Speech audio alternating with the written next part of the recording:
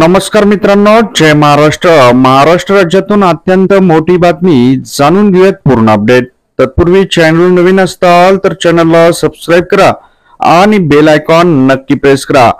महाराष्ट्राचे माजी केंद्रीय मंत्री रावसाहेब दानवे यांच्या मुलीचा कारचा अपघात, जाणून घेऊयात संपूर्ण अपडेट।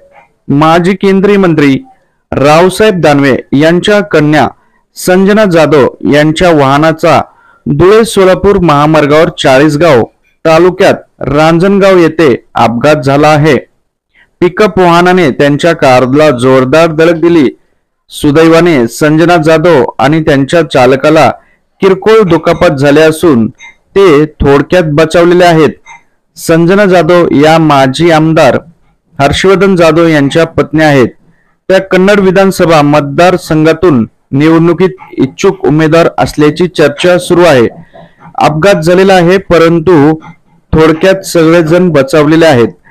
तर मित्रांनो, काय वाटतं आपल्याला? परत भेटूयात नवीन अपडेट सोबत। जय महाराष्ट्र।